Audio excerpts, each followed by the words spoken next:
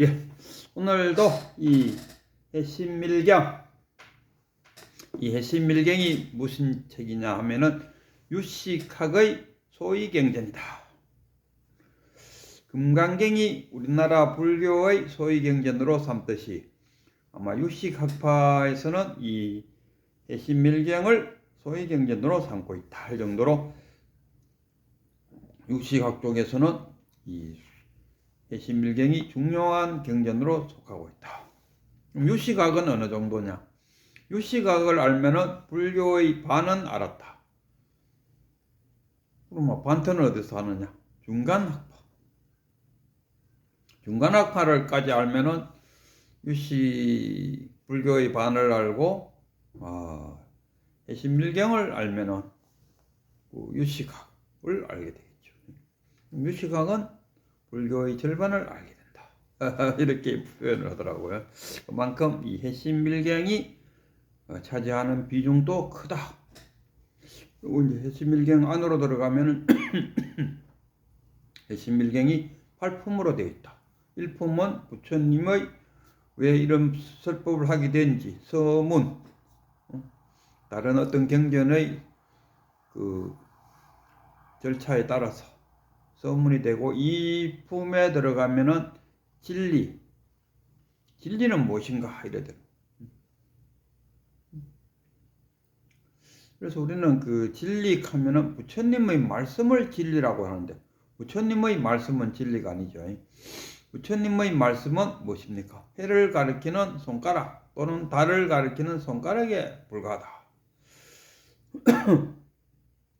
부처님의 말씀은 그 서울 가기 위한 하나의 안내 책자에 불과하다. 성철 스님의 표현들을 하자면은 고름 닦은 휴지보다도 못하다.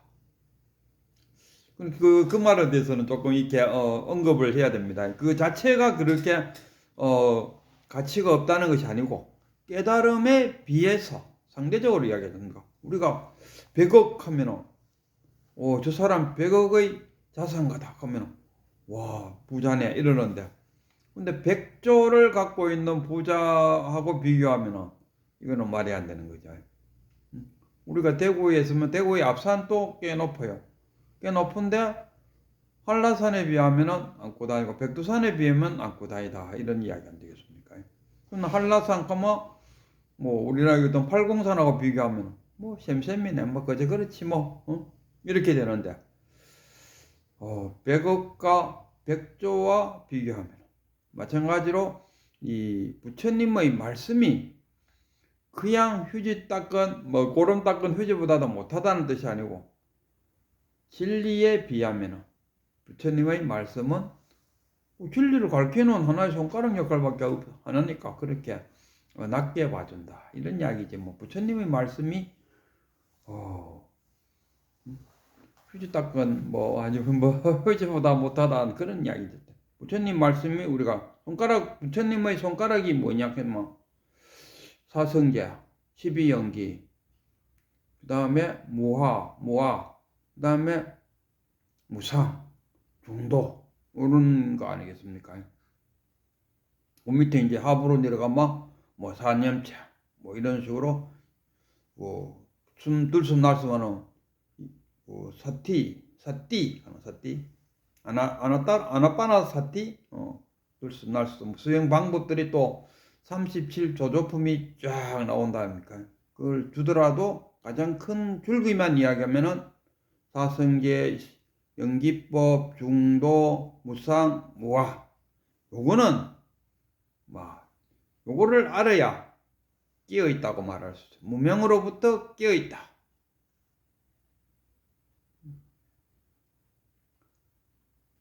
그래서 2품은 그 정도 하고 3품 이래 들어가면은 또 4품, 5품, 6품, 7품, 8품까지 있는데, 핵심만 이야기하면 그거라요. 여기서 핵심이야. 왜 우리는 새끼줄을 보고 뱀이라고 인식했을까? 이거입니다. 우리 궁금한데 가다가 뭔가 자기가 발로 푹 밟았는데 뭔가 발로 밟으니까 좀 움직이겠죠. 그러니까 움직이니까 뱀으로 인식했다. 그게 뭡니까? 뭐 육식, 칠식, 팔식의 자기입니다. 칠식이 그 감각적 자극이 들어왔는 육식에서 이 지각을 했죠. 지각한 것 칠식이 판단을 하는 거예요. 판단해 보니까 아 이거 뱀이구나. 판단의 근거는 어디서 나오냐? 팔식에 저장되어 있는 정보를 데리고 와서 맞춰보니까 아 이거 뱀이네. 그러고 나서 설마 이 밤중에 무슨 뱀이 있을까 싶어서 다시 한번 사와서 보니까 뱀이 아니고 새끼쥐더라. 진실이 드러났다 이러는데 이걸 우리는 진실이라고 말하는데 그러나 그것조차도 뭡니까? 내 생각의 범주 안에 있었다. 그건 네 생각이다. 새끼줄이라는 이 자체도 이게 진리라고 생각하지만 이 새끼줄이라고 말하는 이 자체도 내 생각 속에 들어있다. 그럼 진리는 어디 있습니까? 생각을 넘어선 그 자리에 있다. 생각을 넘어선 그 자리. 그럼 어떻게 하면 생각을 넘어섭니까? 여기서 이제 신밀경에서 강조하는 것이 그 사마타와 이빠사나를 강조해요. 유시각에서 수행 방법을 사마타와 이빠사나를 강조하고 있다. 사마타는 뭡니까? 집중하는 거죠. 들숨 날숨을 통해서 마음을 한 곳에 고요하게 모으는 것. 이게 사마타고. 그 다음에 이빠사나는 뭡니까? 자기 자신을 관찰하는. 내가 화가 나면 화가 났다는 것을 알고, 즐거우면 즐겁다는 알고, 내가 도둑질 했으면은 내가 도둑질 하고 있네를 알고. 그러니까 나를 아는 그 자체가 위파사나다. 자기를 아는 게 뭡니까? 그게 곧 깨달음이죠. 그래서 이빠사나 사마타와 이빠사나를 열심히 하면은 그 함경에서 말하는 십신 믿음이잖아요. 십신 그 다음에 그 십주 그 믿음이 머무르고 그 다음에 십행 그 다음에 십회양 그러면 벌써 40단계 40단계를 넘어서 갖고 있는 것이 십지잖아요.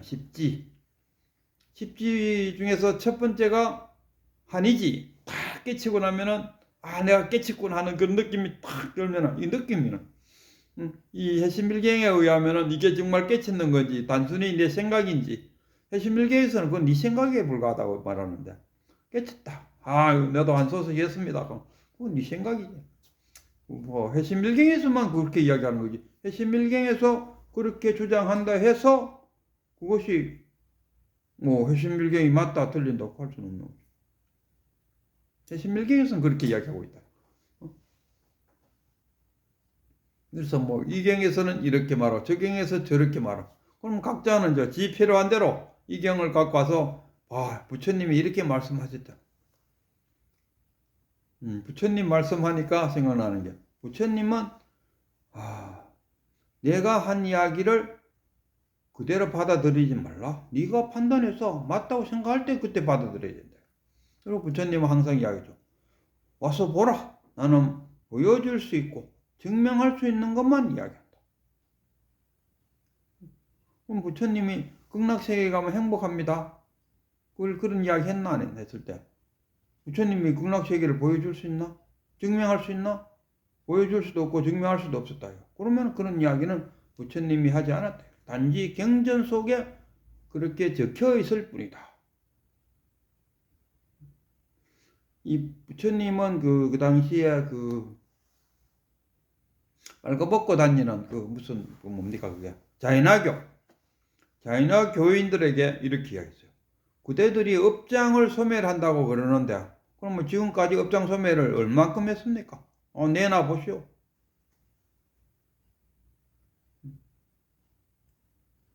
그러니까 업장 소멸한다고 자기들은 그렇게 샀는데 자이나교가 왜 그거잖아. 업장 소멸하고 업장 때문에 무소유 빨가벗고 다닌다. 그럼 네가 그렇게 빨가벗고 그렇게 무소유적으로 살았다면 그러면 네 업장 많이 회수됐겠네. 내놔봐라. 얼마큼 회수됐는지. 내놔보라 이거. 그러나 부처님은 내놔볼 수 없는 것은 말하지 않았어요. 항상 보여줄 수 있고 증명할 수 있는 거. 논리적인 것은 증명이다. 보여주지는 못하지만 논리적으로 증명할 수는 있다. A는 B고 C는 B면은 A는 C가 될 수 있다. 논리적으로 가능하잖아. 그리고 부처님 말씀은 항상 논리적이고 보여줄 수 있는 것만 이야기하는. 그러면 경전에 이런저런 잡다한 이야기들이 적혀가 있어요. 그럼 우리가 그걸 다 믿어야 되나? 그 경전의 이야기라. 그 경전을 적었는 그 사람의 생각. 부처님 말씀하고는 좀 거리가 멀다. 그래서 저쪽에 그 남방불교, 소위 말하는 소승불교에서는 1000년 후에 나온 그 경전을 어떻게 우리가 받아들일 수 있겠느냐 이거 합니까? 부처님이 2500년 전에 돌아가셨다 합니까? 그래갖고 그 BC 500년 전, 그러다 AD 500년에서 1000년 사이, 그러니까 1000년에서 1500 사이, 1500년 사이에 나온 이 경전을 어떻게 믿냐? 거기에는 많은 부처님의 말씀답지 않는 이야기들도 많이 적혀가 있다. 그러면 안 믿어야 되나? 그럼 다 버릴까? 했을 때 버리지 않고 지금까지 1000년 넘게 유지되고 있는 것은 뭐냐? 그 성철 스님 말씀대로 그 속에 중도가 있으면 부처님의 말씀이다. 중도가 뭡니까? 중도 이꼴 팔정도 아닙니까? 부처님이 마지막 돌아가실 때도 팔정도를 수행하라. 그래서 경전에 중도가 있으면 이건 부처님의 말씀이라고 인정해 줄 수 있다 하는 게 그 성철 스님의, 그 성철 스님처럼 이건 내 말이 아니라요. 이 조사들이 다 그렇게 말했어요. 그러면서 조사를 언급해요.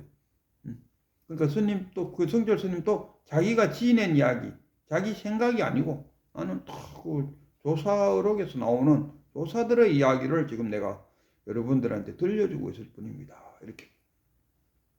야, 성철 스님 같은 경우도 이건 내 말이다. 이렇게 표현 안 하고 역대 조사들이 한 이야기입니다. 그러니까 자기가 이 말에 권위를 갖다 붙인 거지.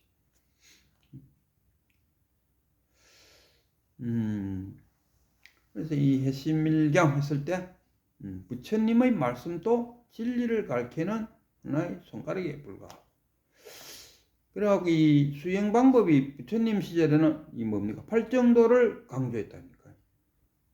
팔정도를 강조하다가 그 다음에 대승불교가 나오면서 대승불교의 주체가 누구냐 했을 때 그 대승불교의 주체는 이 스님들이 주체가 아니고 그 뭡니까? 제가성,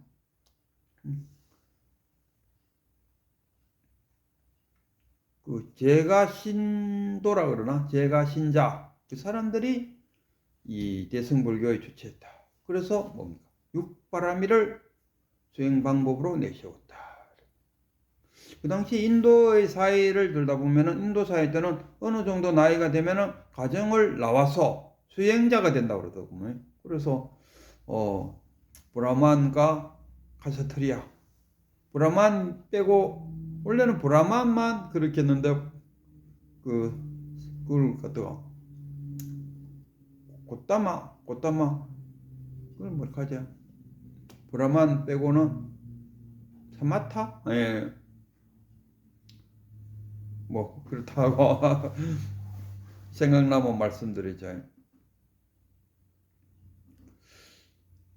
그 수행을 하는데 그 나이가 들면은 이제 바뀌어. 그 사람들도 큰 힘을 갖고 있다. 그래서 대승불교라는 이 조직체는 없지만 분위기가 그런 것을 이루었다. 그래서 초기 대승불교, 중기 대승불교, 말기 대승불교 이렇게 나누어요. 초기 대승불교는 부처님이 열반에 든 후에 그 중간사성이 나오는 용수보살에까지 요거를 초기 대승불교, 용수보살에서 세찬 보살이 나올 때까지를 중기, 그럼 세찬 보살에서 인도에서 불교가 망할 때까지를 말기 대승불교다.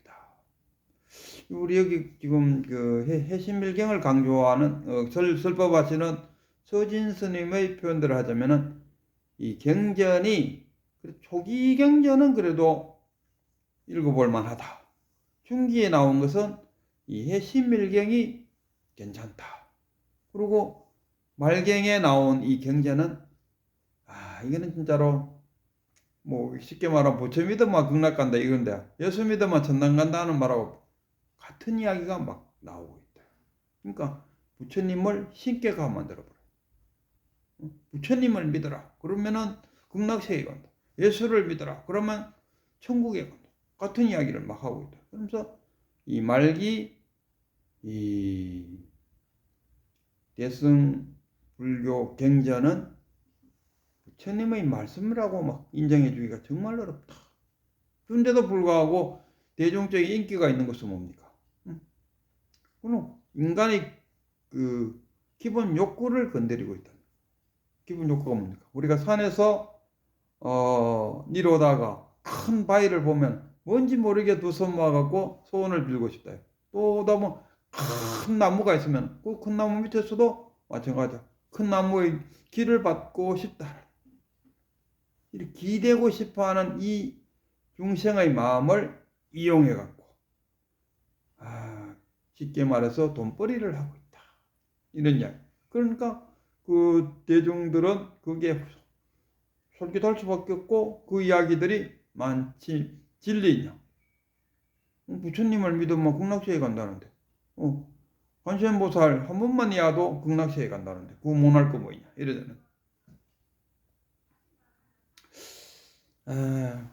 어쨌든 간에 이 불교가 점점 발달해 나가면서 이 수행 방법도 달라지고 있어요. 처음에는 부처님은 팔정도를 강조하고 그 다음에 대승불교가 나옴으로써 육바라미를 강조하고 그 다음에 유식학을 나오면서 유식학에서는 그 사마타와 이빠산을 강조하고 그러다가 그 누굽니까? 달마대사가 중국으로 왔다. 중국으로 와서 선불교를 달마대사 밑에 해가, 성찬, 도신, 홍인, 해능에서 다시 남악해양 또 이쪽 편은 또 한편 남악해양하고 아이고 또 이 양파로 쫙 나르는데 그리고 이쪽에는 마조가 나왔다면 저쪽 편에는 석두 마조 석두로 해서 양 상백을 이룬다 아닙니까? 그래서 쫙 내려오는데 이쪽에서는 그 묵조선이 강조되고 이쪽에서는 화두 참선이 강조된다. 그리고 대해종고에 와서 화두 참선이 정립이 된다. 그럼 우리나라는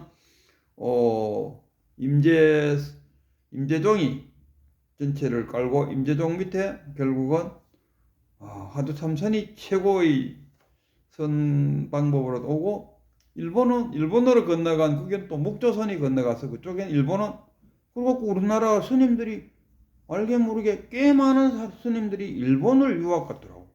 그 일본 유학 갔다가 보러 오면 뭡니까? 묵조선을 강조하고 혹시나 이 명상센터가 막 불교에서 생기는데 그 영향을 입고 있지 않을까? 그 일본 가서 묵조선을 공부하다 돌아온 그 스님들이 의해 갖고 묵조선하고 화두 참선의 차이는 뭡니까? 화두 참선은 화두를 들고 공부하는 거고 이 묵조선은 고요한 사마타를 하고 있다. 그래서 일단 간에 이 시대의 흐름에 따라서 하는데 그러나 저는 강조하고 싶은 것은 어느 것을 선택하든지 간에 그 마음 챙김 마음을 지금 여기에 두라. 그 다음에 알아차림. 내가 지금 즐거워하고 있다, 슬퍼하고 있다, 웃고 있다는 것을 내를 알아차는 거. 딱 나를 알아차림으로써 한서식 할 수 있다. 그리고 깨어있으라. 깨어있는 것이 뭡니까? 무명으로부터 무명에서 벗어나려면 무명에서 벗어나서 깨어있으려면 뭐야? 부처님이 강조하신 사성제, 연기법, 중도, 그 다음에 무상, 우화 요 5가지만큼은 자기가 알고 있어야 된다. 이게 알고 있는 것이 뭐냐? 이게 바로 정견입니다. 정견. 무명으로부터 벗어나는. 정견하니까 바른 생각이 뭔데? 그 다음에 아무 말도 못해요. 정견이란 것은 바로 이 5가지를 아는 것. 이것이 정견이다. 이런 이야기.